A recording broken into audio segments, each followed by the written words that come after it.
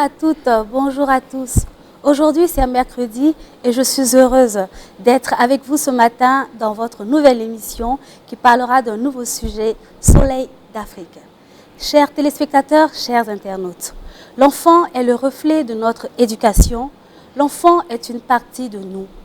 Comment l'aider à franchir les étapes qui feront de lui un homme accompli? Oui, vous l'aurez remarqué, dans Soleil d'Afrique, nous aurons pour thème ados et adolescence. Et pour en parler, recevons notre invité.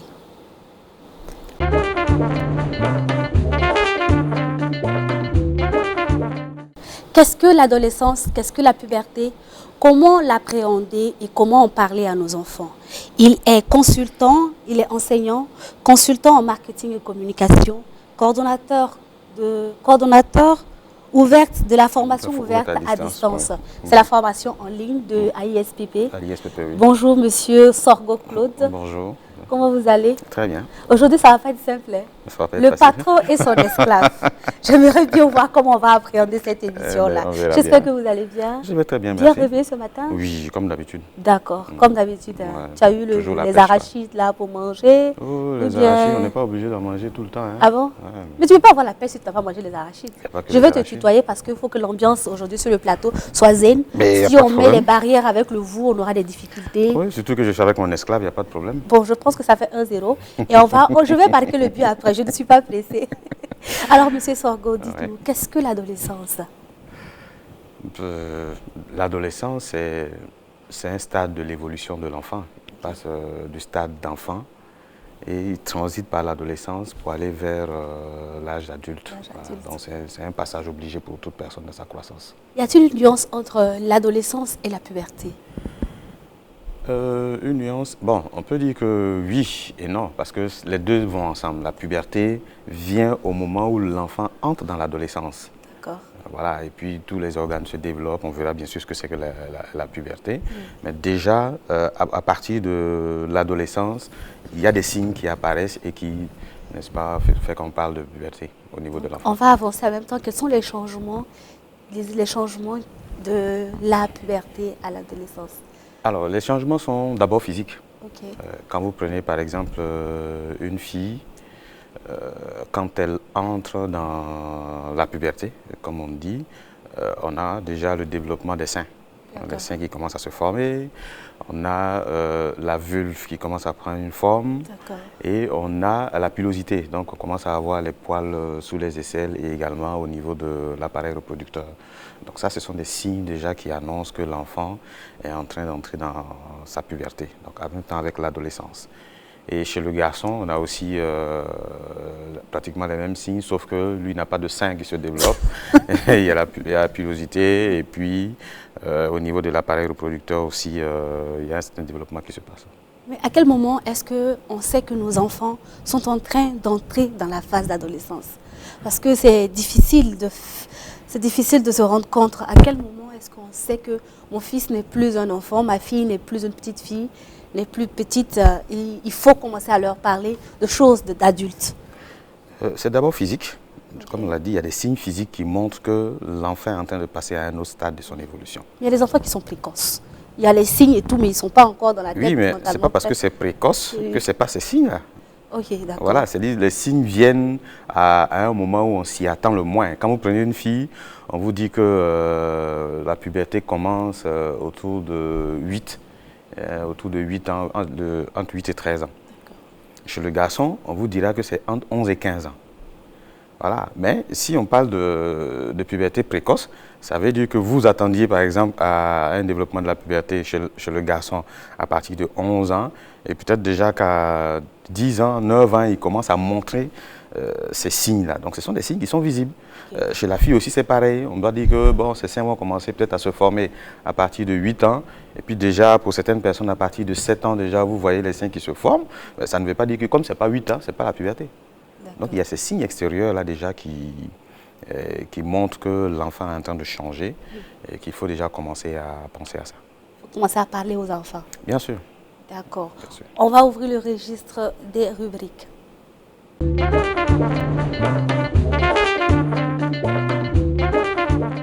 Ado et puberté, pas toujours facile pour les enfants, pas toujours facile pour les parents. Nos téléspectateurs ont donné leur avis, mais surtout les principaux intéressés. Allons ensemble suivre le reportage. Bon, selon moi, l'adolescence, c'est l'âge des enfants à partir de 15 ans en allant à 17-18 ans. C'est là l'adolescence. Maintenant, je ne sais pas, c'est les caractéristiques de l'adolescence ou bien chez le jeune garçon, quand l'enfant atteint l'adolescence, l'enfant se croit déjà homme. Et tout ce qu'il dit, il veut qu'on le respecte. Il veut qu'on dise que oui, ce qu'il dit est vrai. Parce que lui, s'il est devenu un garçon, il ne veut pas qu'on le maltraite, on le fasse comme un enfant encore. Donc l'adolescence chez l'enfant, le mal c'est ça. Et chez la fille, l'adolescence se manifeste sur le corporel. C'est à partir, il commence à avoir, ses parties intimes commencent à se présenter. Et en ce moment, la fille aussi se voit comme une mère et elle ne se voit plus encore comme un enfant.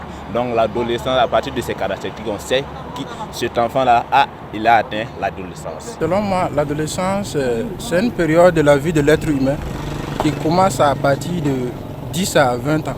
Bon, la manifestation diffère d'abord du sexe. Premièrement, chez les garçons, ça peut se manifester par la prise d'indépendance. Il commence à sentir que voilà, lui aussi fait partie de la vie et ses décisions doivent être prises en compte, ainsi de suite.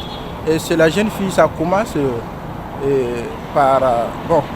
elle commence à voir certaines, comme je le dis, et le plus souvent chez les jeunes filles, ça commence le plus vite.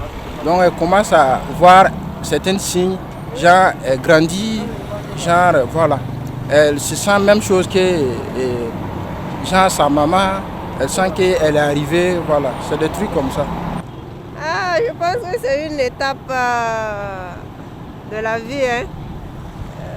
Beaucoup de disputes avec les parents. Bon, apparemment, il y a trop d'hormones qui se développent, donc on devient un peu turbulent, on n'écoute pas. Bon. Comment dirais-je? C'est une personne qui a moins de 18 ans, je crois bien. Une fille commence à voir ses menstrues, ses seins commencent à pousser et tout. Bon, chez les jeunes garçons, ça, vraiment. L'essence. Moi, je pense que l'adolescence, c'est pas genre quelqu'un qui n'a pas... genre... des enfants quoi. Non, mais c'est le niveau de filles qu'on voit que quand ça se développe, on voit que c'est des filles qui généralement c'est eux qui poussent des seins. C'est ça quoi. Ça, bon, en tout cas moi je vois ça. Au fait l'adolescence c'est quand tu es encore petit, tu n'es pas encore bien mûr d'esprit quoi. Voilà, l'adolescence c'est quelqu'un qui est encore petit, qui n'est pas encore trop mûr d'esprit.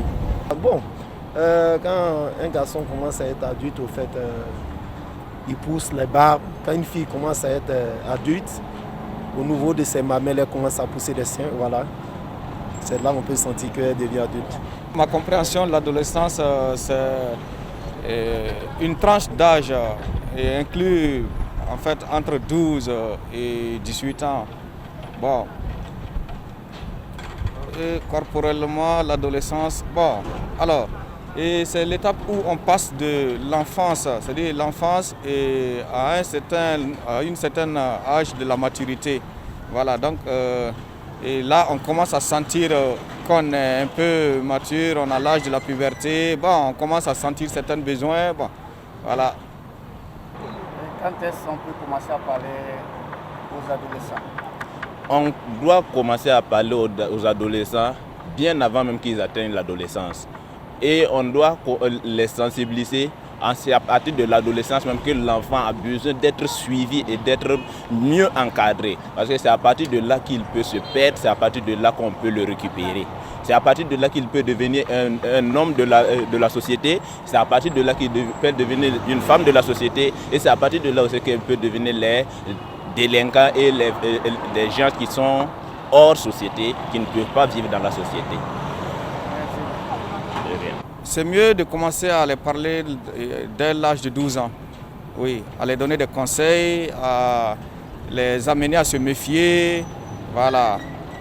Tant qu'ils sont libres et veulent bien reposer, là qui revient, qui pose avec eux, là ils puissent bien comprendre. Bon, moi je pense que dès l'âge de 8, 10 ans, je pense que c'est bon. Hein? Parce que comme les enfants sont beaucoup précoces maintenant, donc, je me dis que le plus tôt possible. Bon, peut-être depuis 12 ans comme ça, on peut commencer déjà à les sensibiliser sur certains points. Voilà.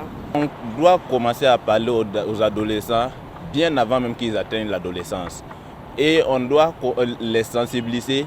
C'est à partir de l'adolescence même que l'enfant a besoin d'être suivi et d'être mieux encadré. Parce que c'est à partir de là qu'il peut se perdre, c'est à partir de là qu'on peut le récupérer.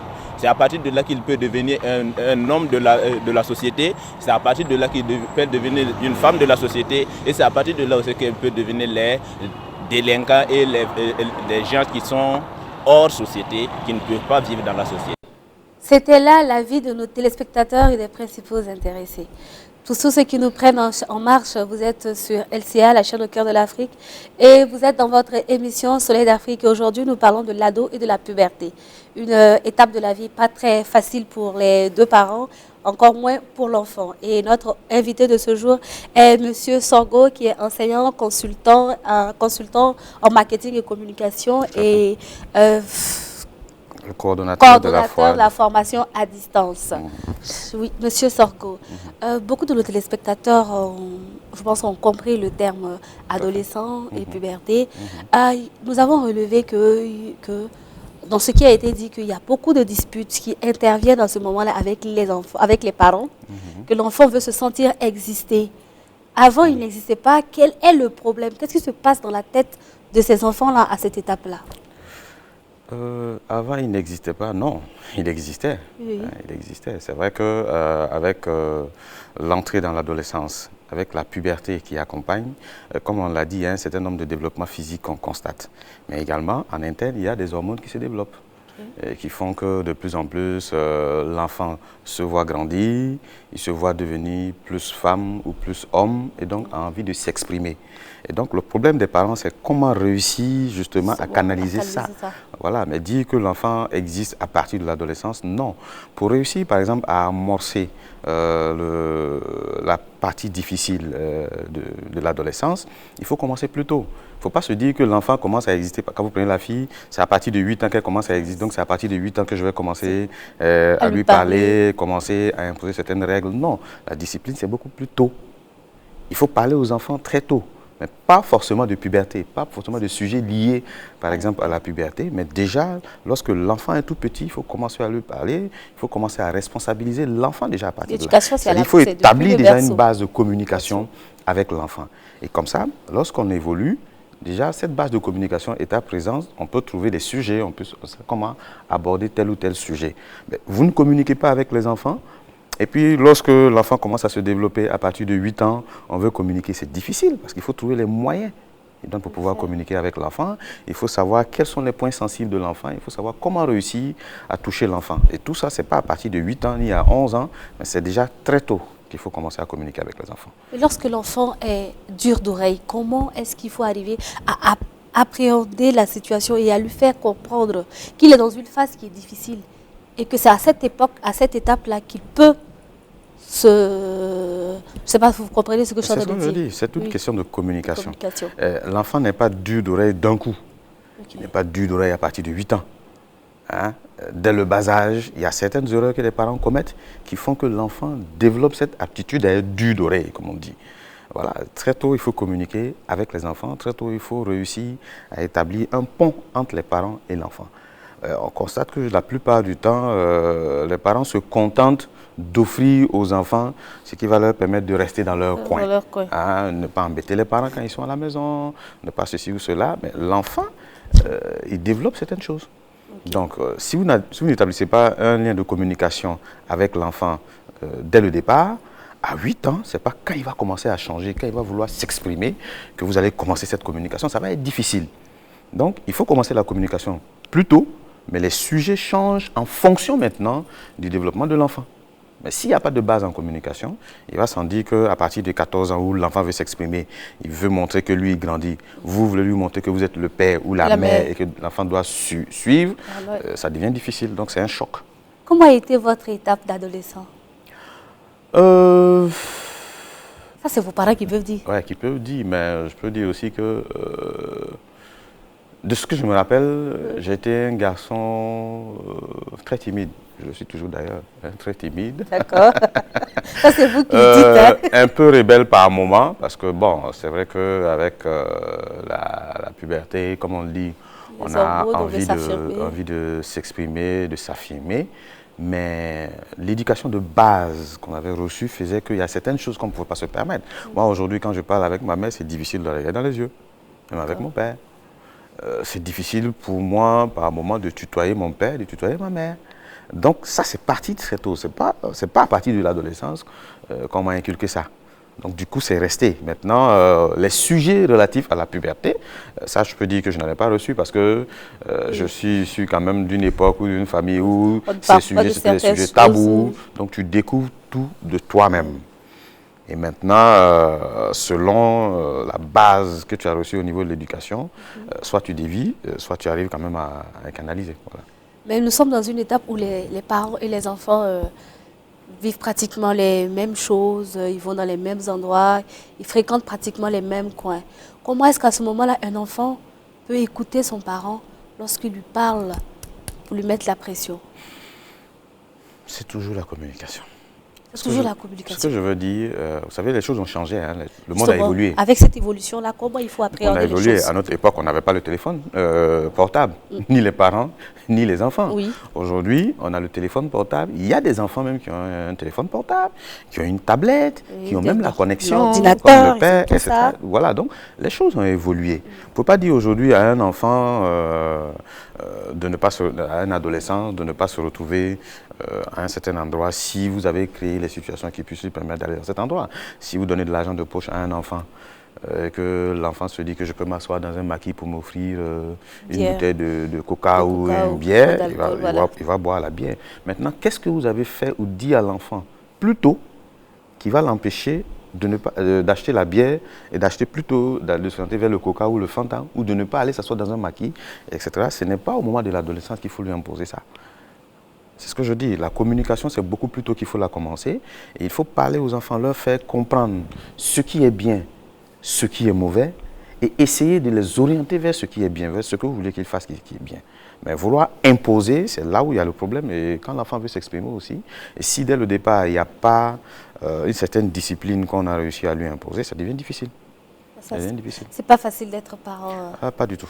Pas facile d'être parent. Pas du tout. Bon, je prends un exemple. Hier, je demande à mon fils, je dis, quand tu dors la nuit, tu te lèves, tu n'as pas remarqué ces petits trucs-là, il est tout honteux. Pourquoi est-ce que cette situation arrive? Pourquoi ils sont honteux, les enfants, quand on leur parle de certaines choses qui sont sensibles? Parce qu'on veut les aider à grandir. L'enfant est honteux déjà parce que il y a une communication entre la mère et le fils, de ce que je comprends. Et ensuite, c'est des sujets qu'on n'a pas l'habitude d'aborder. Vous n'avez jamais abordé ces sujets-là? Donc, je sais pas comment aborder ces sujets avec son enfant de sorte à ce qu'il puisse il soit disposé à écouter. Peut-être parce que c'est trop tôt. Peut-être parce que c'est trop tôt. L'enfant n'est pas encore apte à comprendre cela. Moi, j'ai mon petit garçon, Ethan, qui a 7 ans, qui vient, qui dit, sa petite soeur qui dit, ah, papa, Ethan a une petite amie à l'école. C'est tous les enfants. Oui, je ne sais pas ce que c'est qu'une petite amie. Une petite amie, on est d'accord, mais quand sa petite soeur dit ça, tu vois, il se met dans un petit coin, il commence à bouder, etc. Mais il faut parler, il faut leur parler, il faut leur comprendre que, bon, une petite amie, c'est une thème. Ils ne savent pas ce que c'est aujourd'hui, c'est des thèmes comme ça. Mais à un certain moment, il faut réussir à en parler avec l'enfant et faire comprendre que voilà ce qui peut arriver et voilà l'orientation que je veux que tu prennes. Parce que vous ne pouvez pas empêcher que l'enfant évolue. Oui. Vous ne pouvez pas empêcher que ces sujets-là qui existent soient face à l'enfant. Maintenant, ce qu'il faut réussir, c'est établir une communication qui permet d'amorcer, qui permet d'entrer dans l'adolescence sans beaucoup de choc. Voilà. Ado et puberté, un sujet qui fait couler beaucoup d'encre. Je sais que beaucoup de parents ne savent pas où mettre la tête parce que ce n'est pas du tout facile. On va passer le message du ministère de la Santé.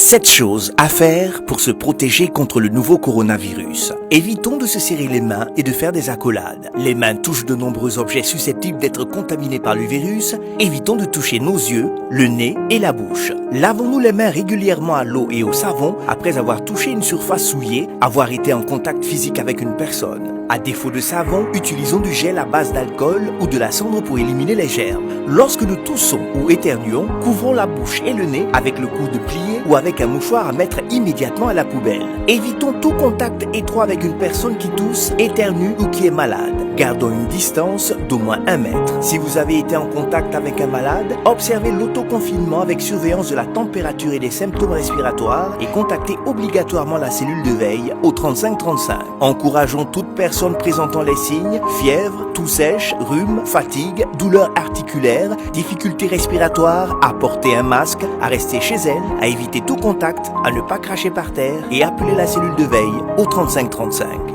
Ceci est un message du ministère de la Santé. Ceci était le message du ministère de la Santé face à la pandémie qui sévit actuellement. Nous sommes avec notre invité, M. Sorgho. J'aimerais poser une autre question. Des études récentes américaines ont prouvé que les enfants aujourd'hui, la puberté commençait plus tôt chez les enfants. À quoi est-ce que cela est dû? C'est l'environnement. D'accord. C'est l'environnement. Les enfants naissent dans un environnement où ils sont chargés d'informations. Nous, à notre époque, la télévision, il y a des jours où il fallait regarder la télé, il y a beaucoup de choses qu'on n'avait pas. Il y avait des heures, etc. spécialement pour les enfants. Voilà, et il y a beaucoup d'informations qu'on n'avait pas. Aujourd'hui, dès même le ventre de la maman, l'enfant entend des sons. Et on dit même qu'il faut communiquer avec l'enfant, il faut parler avec l'enfant. Lorsque l'enfant naît, on met l'enfant dans certaines conditions qui font que si vous remarquez, les enfants même aujourd'hui, non pas seulement au niveau de la puberté, sont beaucoup précoces. Aujourd'hui, on envoie les enfants à l'école à 4 ans, 5 ans, déjà même au primaire. À l'époque, à 7 ans, tant que tu n'avais pas 7 ans, on ne t'envoyait pas encore à l'école. Donc, les enfants sont devenus beaucoup plus précoces à cause de l'environnement. Donc, forcément, physiquement, ça joue. Aujourd'hui, vous allez voir que de plus en plus, les femmes ont du mal à accoucher par voie basse. On va se dire non, c'est mauvais. Pas forcément mauvais, c'est l'alimentation que nous avons, le style de vie que nous avons qui font qu'il y a des complications qui se créent. Et si vous forcez pour qu'une femme accouche forcément par voie basse, c'est d'autres problèmes que vous allez créer. Ce n'est pas forcément mauvais, mais c'est l'environnement qui crée tout ça. Et donc, il faut en tenir compte. À quel âge moyen les jeunes filles peuvent voir leur menstru? L'âge moyen, c'est comme on dit, dès la puberté déjà, ça peut commencer. Et on dit l'âge moyen de la puberté au niveau de la femme, on parle de 12 ans, 7 mois. 12 ans, 7 mois. Voilà, 12 ans, 7 mois. Donc déjà à partir de... 5e, 6e, la 4e? Non, déjà à partir de 9 ans, 10 ans, la mère doit déjà préparer l'enfant à ce que c'est que les menstrues. Vous avez des enfants qui découvrent les menstrues, qui sont affolés, qui ne savent pas ce que c'est, parce qu'ils n'ont pas été préparés à ça, ils ne savent même pas ce que c'est. On est toujours surpris par les premiers menstrues, ça, il n'y a rien à faire, on est toujours surpris.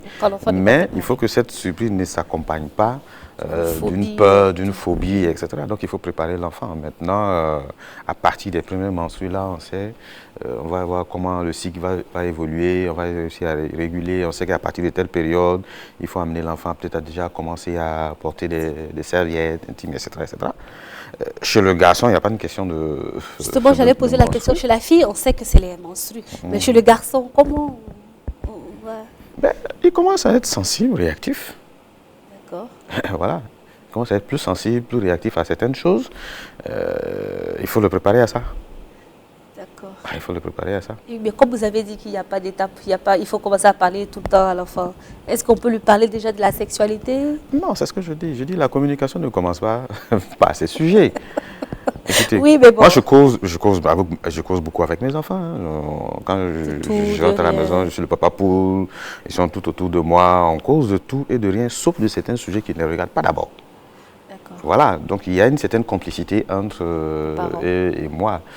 Lorsque le moment viendra de parler de puberté, j'espère pouvoir trouver les mots, pouvoir leur faire comprendre ce que c'est que la puberté, comment il faut aborder la puberté, etc., etc., selon bien sûr ce que je sais, ce que j'aurai comme information.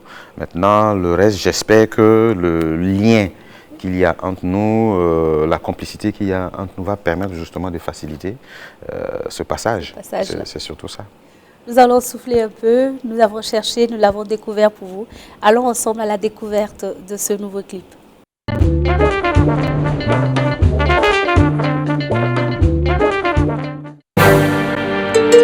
Alors j'ai prêté serment en âme et conscience que cet halogène de virus ne passera pas par moi, non. Le pas est fait et on ne compte pas s'arrêter. Les gestes sont simples, Covid-19 n'est pas un dieu. Faisons du port du masque un effet de mode. Évitons de frotter le visage après salutation et lavons-nous les mains en plein temps au savon.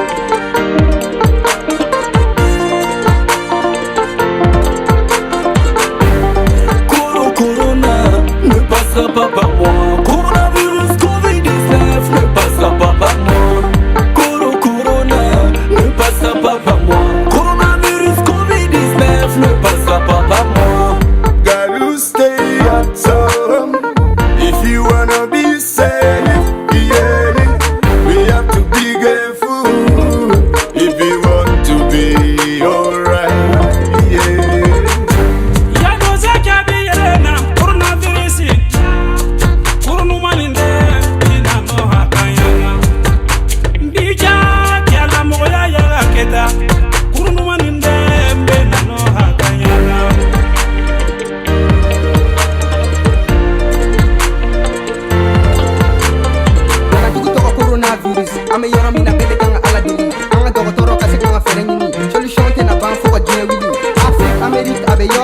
Asie, France, avec Guinée, à la Amideli, à Makari, Flé, l'été, à Tissika, Fouité.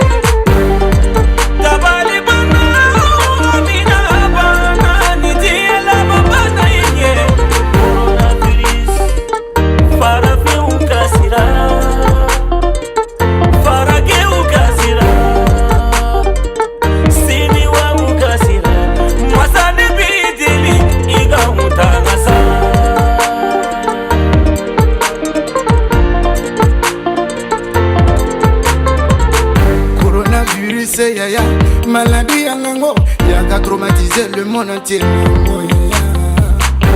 Corona, virus en ango, désinfecté. Corona, Amayinde, Covid-19, Amayinde, Burkina, Mali, Côte d'Ivoire, Guinée, Italie, Congo. Coronavirus anti-faible. Coronavirus, Banadjouba, coronavirus, Balimo Fara. Respectons les consignes, la santé n'a pas de prix. Que Dieu sauve l'humanité. Adema Korotola, Adem Sentola, Adesumorotola, Adedurem Tola. Corona, coronavirus, Corona, Corona, Corona ne passera pas par moi. Coronavirus Covid-19 ne passera pas par moi. Corona ne passera pas par moi. Coronavirus Covid-19 ne passera pas par moi. Respectons scrupuleusement les mesures édictées par le ministère de la Santé. Ouais, je pense qu'ainsi, nous allons pousser hors de nos frontières cette maladie.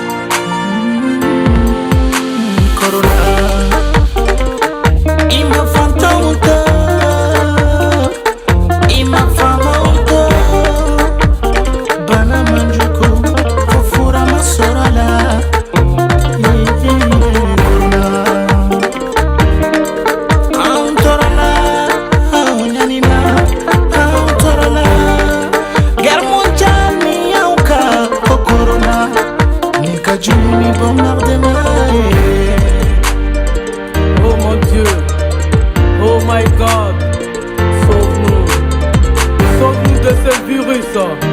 Corona, qui es-tu? Par ta faute, le monde entier est en pause. Par ta faute. Chers parents, c'était là le message du collectif des Burkinabés pour la sensibilisation contre le coronavirus. Je suis en compagnie de M.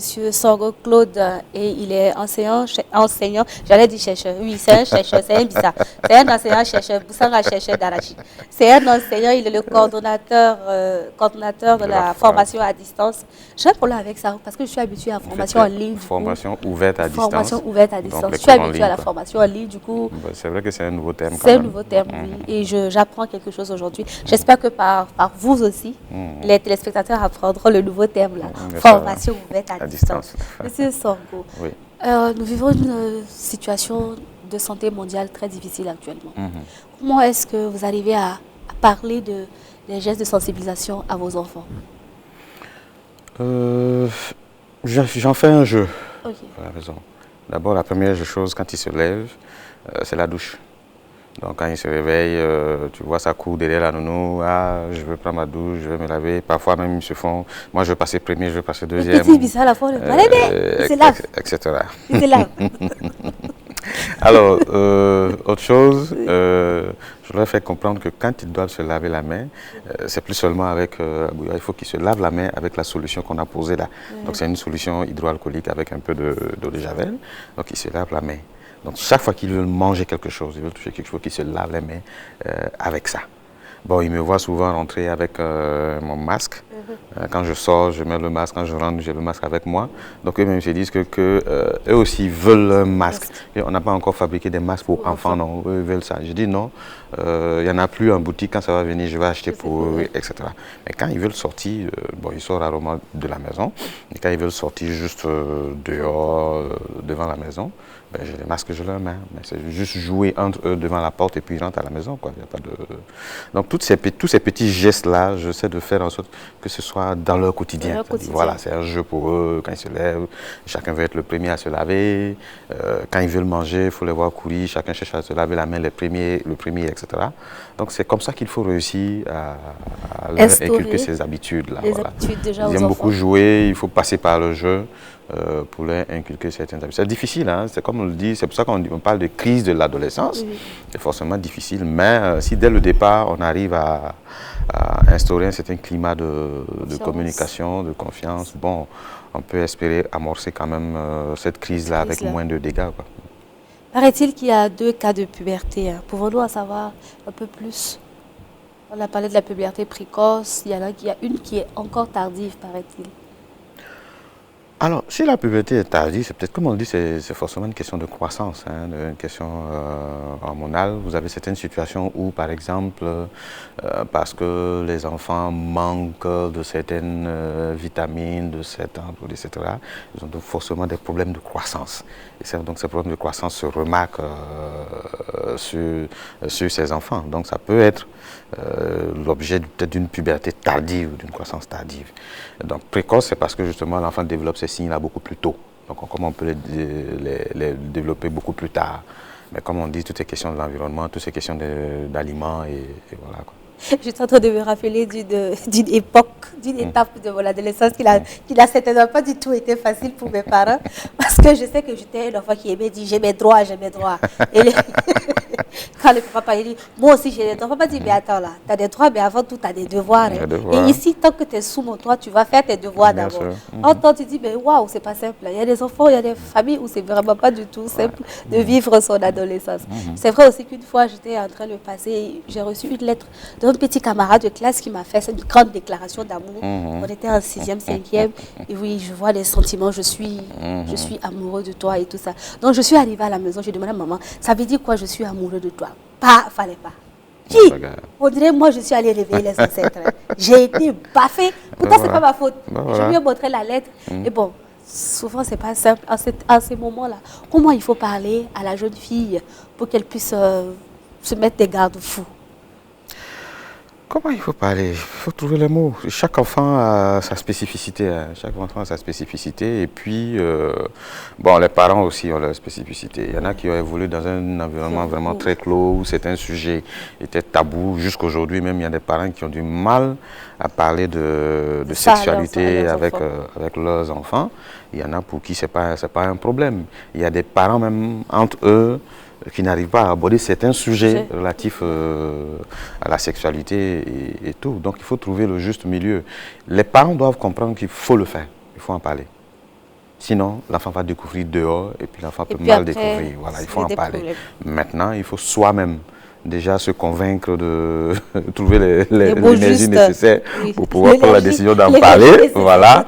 Et puis trouver les mots justes pour aborder les sujets avec les enfants. Parce que quoi que vous fassiez, l'enfant est en contact avec l'extérieur. Et ce n'est pas les mêmes milieux, ce n'est pas les mêmes éducations que les gens reçoivent. Donc l'enfant va recevoir un certain nombre d'informations qu'il va accueillir de façon brutale, de façon difficile, selon bien sûr la communication que vous aurez eue avec lui. Comment est-ce que la puberté chez le garçon est souvent déstabilisante, il paraît, par rapport à la jeune fille? Il paraît que beaucoup de choses se passent dans sa tête. C'est peut-être lié aux hormones masculines, je ne sais pas.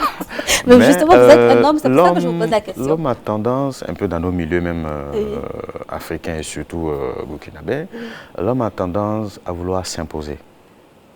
C'est moi le chef de la famille, c'est moi l'homme de la famille, etc., etc. Donc du coup, je ne sais pas si c'est culturel ou si c'est plus hormonal que culturel, mais les deux vont ensemble. Voilà, donc l'homme veut s'exprimer.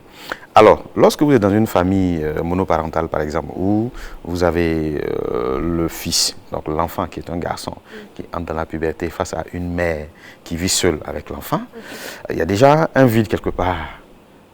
Donc une éducation paternelle que l'enfant n'a pas reçue, une autorité paternelle que l'enfant n'a pas reçue. Et quelque part, lorsque l'enfant commence à se développer, il entre dans l'adolescence, il s'identifie comme le père de la famille. Ah oui. C'est lui. Oui. Voilà, c'est le père. Donc il faut qu'il s'impose, il faut qu'il fasse comprendre à la maman que bon, maintenant c'est lui l'homme de la maison. Vrai alors qu'il n'a pas été préparé à être l'homme. Je ne sais même pas ce que c'est que l'homme de la maison parce qu'il n'a pas eu ce petit truc-là. Voilà, déjà, un homme qui lui fasse voir ce reflet de ce que c'est qu'un homme. Donc il va forcément aborder ça en fonction de ce qu'il a entendu dehors, en fonction des informations qu'il a dehors, qu'il a par la télé, etc. Donc il peut mal aborder la chose. Donc ça peut créer des clashs entre le papa et la maman, et l'enfant va se rébeller, et voilà, ça devient une situation difficile à aborder. De l'autre côté, lorsque vous avez un père qui vit avec une fille, bon, c'est une femme. Elle est une femme, avec ses caprices. Oui. Avec ses caprices. Et donc, si l'homme ne supporte pas ces caprices-là, ça va être difficile. Ça va être difficile, donc ça va faire une communication difficile, ça va faire un clash tout le temps. Et puis bon, ça peut créer les mêmes rébellions. C'est pour cela que bon, c'est vrai qu'on dit que c'est intéressant d'avoir les deux, mais ça n'empêche pas, par exemple, qu'un père ou qu'une mère qui vit seul avec son enfant puisse quand même trouver, à cause de peut-être l'insuffisance quelque part, puisse trouver un canal de communication, un moyen de communication qui va permettre d'amorcer en douceur les choses. Voilà, on ne peut pas totalement tout éviter, mais au moins, lorsqu'on arrive à communiquer avec l'enfant, lorsqu'il y a une certaine confiance entre le père et la fille, la mère et son fils, etc., bon, on arrive à régler certaines choses avec la communication. Pas tout de suite, mais en parlant, on arrive quand même à corriger certaines choses. On dit que les filles sont plus attachées à leur père et les garçons à leur mère. Alors, oui et non. Lorsque la petite... Moi, je prends toujours mon l'exemple sur vous-même. cas, hein, je ne peux pas prétendre parler pour les autres. Cette complicité que j'ai avec mes enfants fait que, par moments, il est difficile de sentir ça à la maison. Les enfants sont aussi bien attachés à papa qu'à maman. Quand je suis à la maison, ils sont autour de moi. Parfois, même quand maman vient, elle est parfois obligée de dire « Vous venez pas me dire bonsoir, etc. etc. » Ma petite là, qui a 5 ans, qui dit à sa maman que papa c'est mon chéri. Voilà. Ah, ça c'est la rivalité. Là, de marquer son territoire. Voilà, papa c'est mon chéri. Quand maman veut parler, elle dit je suis avec mon chéri. Voilà. Je viens faire bisous à mon chéri, je vais faire coucou à mon chéri. Bon, elle le dit comme ça, sans vraiment savoir ce que c'est chose. Je ne vais pas la faire asseoir maintenant à 5 ans pour commencer à lui dire chéri, c'est ça, ça, ça. Non, c'est un jeu pour elle, etc. Quand le moment viendra, on pourra aborder le sujet pour dire bon, voilà, tu entres dans une nouvelle phase de ta vie. Voici des choses auxquelles tu peux être confronté. Et voilà comment tu peux aborder la chose. Le problème, c'est qu'on ne sait jamais c'est quand le bon moment. Quand le bon moment, si vous ne pouvez pas savoir, comme on dit, mais l'enfant peut venir avec une information. Hein? Faut souvent observer les enfants. Non? Les enfants viennent avec une information, avec un certain nombre de comportements. Il faut parfois détecter ces petites choses-là qui vont faire dire, ah, attention, il faut que je commence à parler parce que j'ai aperçu ceci, ou bien j'ai surpris cela dans le comportement de l'enfant, ou bien l'enfant est venu me poser telle question. Donc il faut peut-être que je commence à aborder le sujet avec l'enfant. Il faut se dire une chose, c'est que nous, aujourd'hui, nous, parents, nous parlons très peu aux enfants. Parce qu'on est beaucoup plus pris dehors que dedans. Hein, on sort pour le travail, quand on rentre, c'est la fatigue, les enfants sont soit couchés, etc. Bon, les mamans diront, Dieu merci, il y a le couvre-feu. Donc on va rentrer au moment où les enfants ne dorment pas encore. Donc c'est le moment quand même de communiquer avec les enfants. Mais il faut trouver ces moments de complicité avec les enfants. Il faut leur parler. Il ne faut pas attendre le moment de la puberté pour dire, bon, il est temps de parler aux enfants. Non, il faut trouver des moments de complicité avec les enfants, parler de tout et de rien pour ce qui les concerne. Et les sujets vont évoluer au fur et à mesure de leur évolution. Quel conseil avez-vous à donner à ces parents-là qui ont des difficultés avec leurs enfants? Des difficultés parce que l'étape de l'adolescence, les enfants sont fougueux.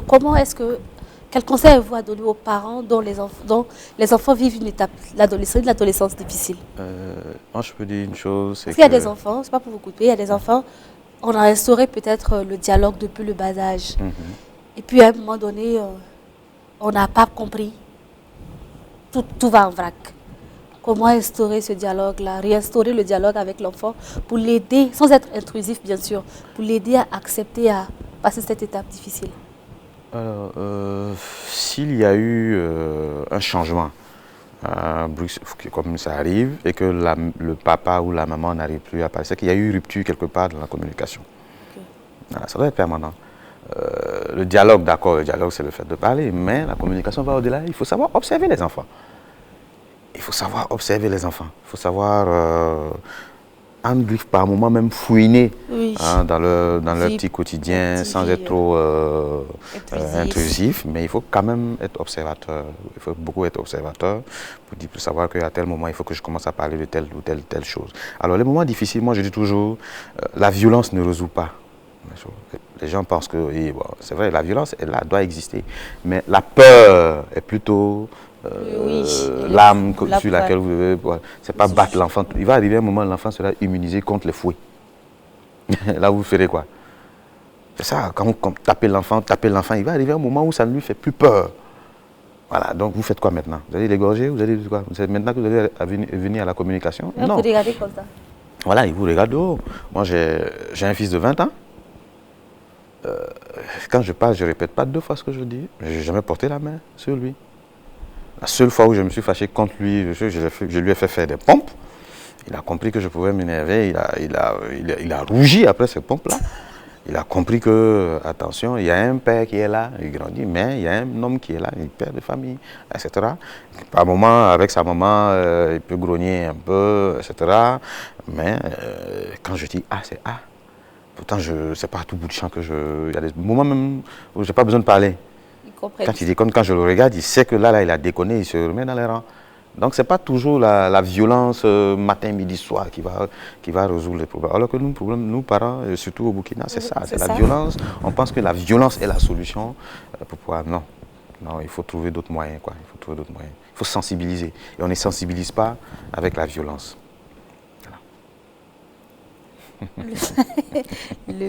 Notre invité nous vient du centre-est, c'est ça? Oui. De Boulgou. Oui, famille royale, avec un sang bleu. C'est pas simple. Notre invité insiste sur sa lignée royale. Oui. Il dit qu'il a un sang bleu. Il a un sang bleu, moi j'ai un sang blanc. Donc on va ensemble écouter le message de sensibilisation de l'UNICEF et de Smarty.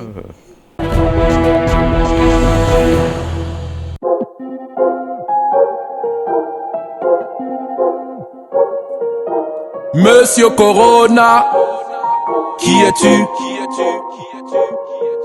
Le monde est dans des beaux draps. Virus que tu. Monsieur Corona, qui es-tu? Le monde ne comprend pas ce virus que tu. La connerie est réelle, on ne joue plus. La planète en confinement, qui l'aurait cru? Ça raconte que l'homme noir, ça ne tue pas, que Corona sous le soleil ne résisterait pas. Mais les églises sont fermées, les mosquées se sont vidées, les restos sont confinés, tous les bars sont sous-scellés. Les rumeurs disent que c'est maladie de blanc, que Mamadou le guérisseur a son médicament. Les rumeurs disent que c'est une attaque biologique. Monsieur Rumeur finira par enterrer l'Afrique. Mieux vaut prévenir que mourir dans ce contexte. Protéger, c'est secourir les autres, faire le bon geste. Oh, donc lave-toi les mains très régulièrement au savon, avant de tousser, mets le coude en avant. Oh, utilise un mouchoir à usage unique. Oh, en cas de contagion, reste chez toi sans panique. Je t'aime bien, mais salue-moi avec ton coude. Si je refuse, faudra pas que tu me boudes. Mais masconner le nouveau style est toxique. Que ton meilleur ami soit ton gel hydroalcoolique. Monsieur Corona, qui es-tu? Qui es-tu? Qui es-tu? Qui es-tu? Le monde est dans des beaux draps. Virus qui tue. Où vas-tu? Où vas-tu? Où est là? Qui es-tu? Monsieur Corona, qui es-tu? Qui es-tu? Qui es-tu? Qui es-tu? Le monde ne comprend pas ce virus qui tue. Où vas-tu? Où vas-tu? Où vas-tu? En cas de contamination, ne paniquez pas. Restez chez vous, appelez votre médecin ou le numéro vert.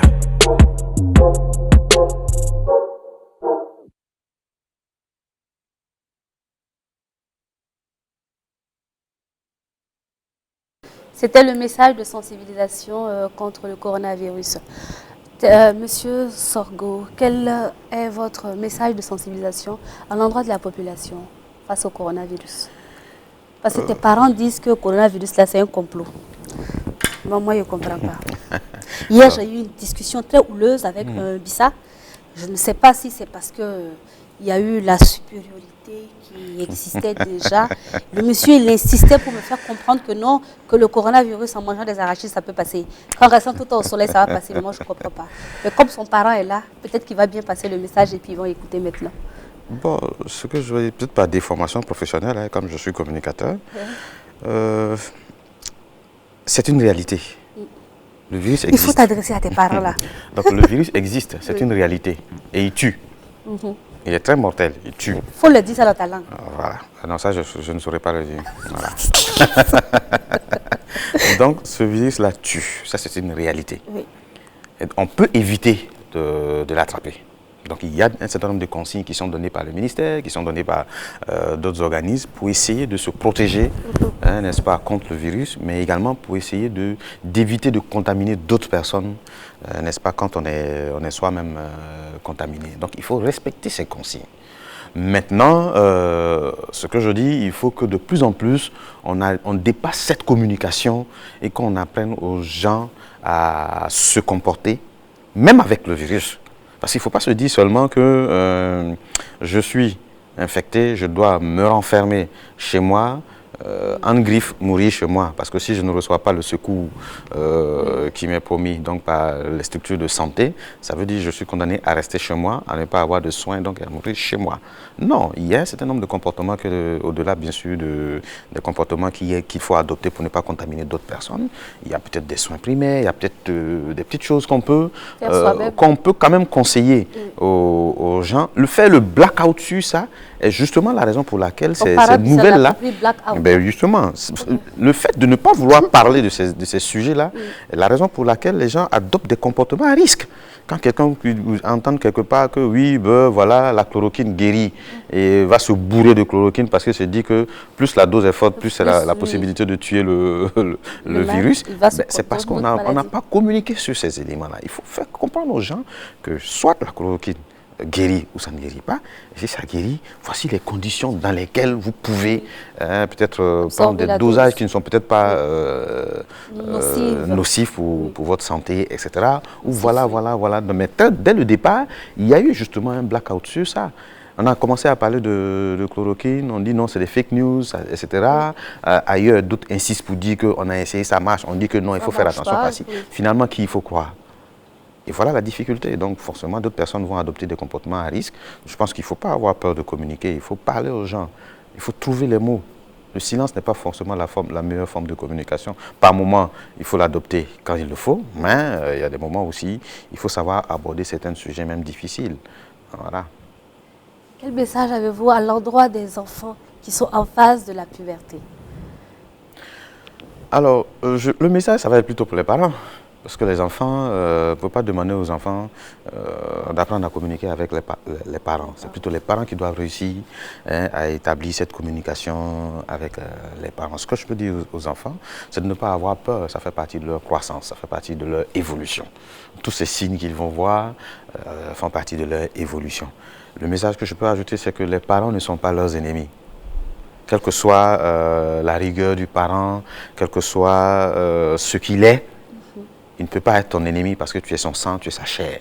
Donc, il ne faut pas avoir peur d'aborder certains sujets avec les parents. Si le père ou la mère ne trouve pas peut-être la réponse adaptée, on peut avoir un oncle, une tante, un professeur, un enseignant à côté avec qui on peut aborder le sujet. Mais il faut comprendre que ça part de la cellule familiale. Donc il faut déjà, dès le départ, que les parents arrivent à communiquer avec les enfants dès le bas âge pour qu'au fur et à mesure qu'on grandit, la communication s'intensifie et on commence à trouver les moyens les plus appropriés pour pouvoir échanger avec les enfants. Mais il faut beaucoup les observer. Il faut beaucoup les observer. Nous avons eu ce matin un sujet très intéressant par adolescence et puberté. Monsieur Sorgho Claude, vous êtes enseignant, communicateur, marketeur. Comment vous arrivez à passer de la casquette d'enseignant à celui de communicateur? C'est vrai qu'il paraît que les deux sont un peu liés, hein, parce que pour communiquer, il faut... L'enseignant est un communicateur. Un enseignant qui ne sait pas communiquer, il y a un problème. Il y a un problème. Il faut nous parler de cette passion-là. L'enseignement. Je peux dire que c'est peut-être venu inconsciemment dès le bas âge. Parce que quand j'étais à l'école, déjà au primaire, on avait l'habitude d'avoir des groupes de travail. Quand on préparait par exemple le CEP, on se retrouvait à 2, 3 pour réviser, pour bosser. Et puis, Dieu merci, comme je n'étais pas très cancre à l'école, je n'étais pas cancre du tout, j'arrivais quand même à être sollicité par des camarades. Ouais. On dira que tous les enseignants disent qu'ils étaient premiers à l'école. Ils ont été tous premiers de la classe. Moi, j'ai des témoins. J'ai des témoins qui peuvent parler pour moi. Alors donc, à partir de là, déjà, apprendre à expliquer une leçon, des théorèmes de mathématiques, etc. à mes camarades. Je pense que c'est parti de là. Arrivé au collège, depuis la 6e jusqu'au BEPC, c'est ce qui s'est passé. En terminale, ça a été la même chose. Et quand je faisais ma spécialisation en marketing management à Abidjan, ça a été la même chose. Parce que bon, il y a parfois certains de mes camarades qui me demandaient, mais attends, comment est-ce que toi tu arrives à comprendre ceci alors que nous... Je dis non, je bosse. J'ai peut-être ma manière de bosser, mais je bosse.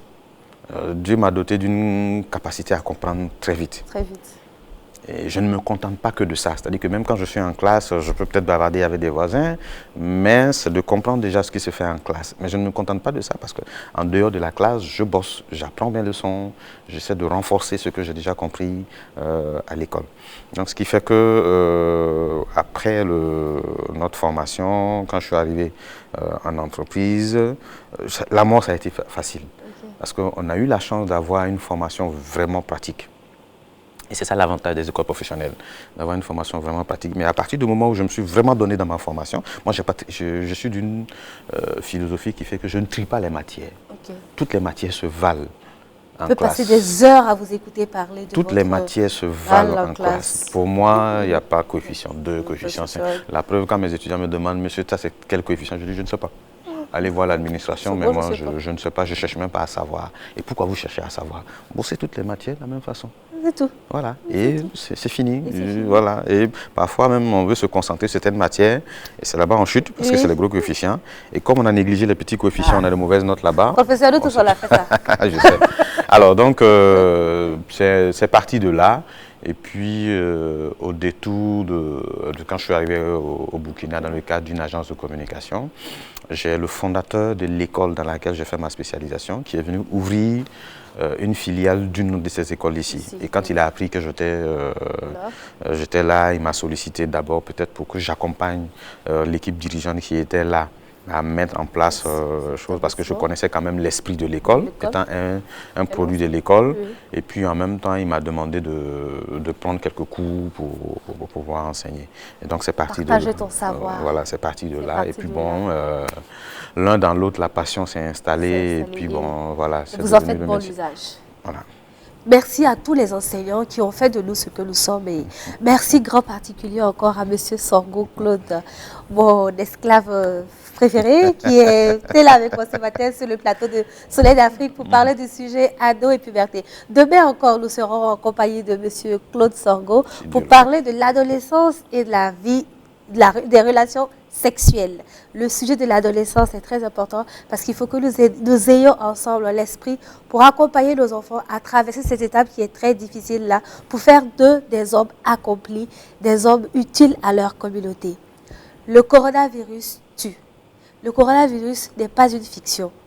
Le coronavirus n'est pas écrit, n'est pas comme dans les dessins animés où un jour on se lève et puis on dit le héros il apparaît comme ça et puis il sauve la nation. Non, le héros c'est chacun de vous. Le héros c'est chacun de nous. Suivons les consignes sanitaires qui nous ont été données. Préservons-nous et préservons les autres. Et ce n'est qu'ainsi que nous allons réussir à adopter dans notre quotidien les gestes sanitaires. Chers téléspectateurs, c'est tout pour aujourd'hui. Rendez-vous demain à la même heure avec notre invité, Bobissa, qui sera avec moi demain. Et prenez soin de vous, prenez soin de ceux que vous aimez, prenez soin de vos parents et meilleure santé à tous, prompte guérison à tous ceux qui souffrent du coronavirus ou de toute autre maladie. Que Dieu nous vienne en aide, que Dieu bénisse notre Burkina Faso. À demain. Bye.